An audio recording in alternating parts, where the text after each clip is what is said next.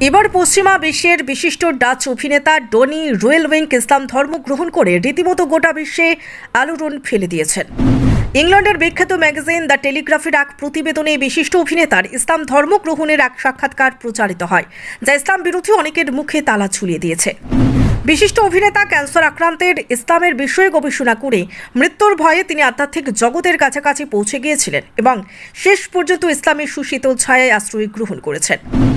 ইসলাম ধর্ম গ্রহণ করে নিজের ইনস্টাগ্রাম আইডিতে একটি ভিডিও পোস্ট করে লিখেছেন, বিশ্বের মধ্যে একমাত্র শান্তির ধর্ম হলো ইসলাম, যা আমি এখন নিজে অনুভব করতে পারছি।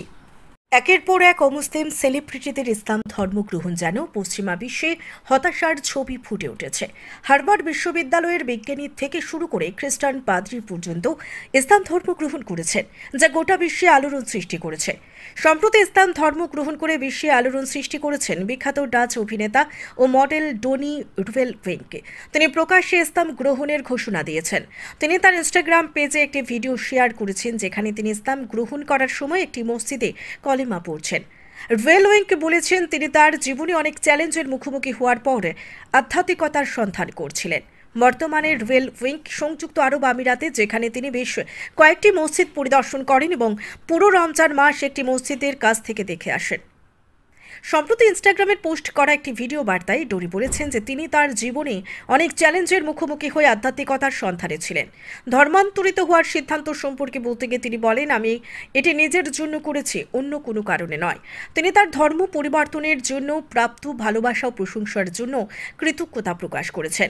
স্বীকার করেছেন যে তিনি এখনও শিখছেন এবং আশা করেন যে এটি অবশ্যই ভালো হবে। ডনি বর্তমানে সংযুক্ত আরব আমিরাতে বসবাস করছেন এবং পবিত্র রমজান মাসটি ঘনিষ্ঠভাবে পর্যবেক্ষণ করেছেন। 2022 সালে একটি শুটিংয়ের সময় গুরুতর আহত হন তিনি। গাড়ি দুর্ঘটনায় তার পাঁজর ক্ষতিগ্রস্ত হয়। তিনি ক্যান্সারে আক্রান্ত হলেও জটিল চিকিৎসার পর সুস্থ হয়ে ওঠেন।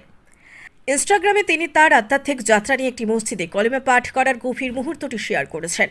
রোয়েলউইঙ্ক বলেছেন যে তিনি তার জীবনে অনেক চ্যালেঞ্জের মুখোমুখি হয়ে আধ্যাত্মিকতার সন্ধানে ছিলেন। তার গভীর উপলব্ধি তাকে ইসলাম গ্রহণ করতে পরিচালিত করে। ব্যক্তিগত বৃদ্ধিকে তার প্রাথমিক প্রেরণা হিসেবে উল্লেখ করেন। তিনি তার শেখার চলমান যাত্রার উপর জোর দিয়েছেন। বিশ্বব্যাপী ভক্তদের কাছ থেকে সমর্থনমূলক বার্তাগুলির জন্য কৃতজ্ঞতা প্রকাশ করেছেন। তিনি বলেন, এগুলো দুর্দান্ত বার্তা এবং আমি এর জন্য আপনাদের ধন্যবাদ জানাতে চাই। আমি মনে করি না যে আমি এখনও সেই অবস্থানে আছি। আমি এই প্রক্রিয়ায় শিখছি এবং আমি আশা করি অবশ্যই তা ভালো হবে।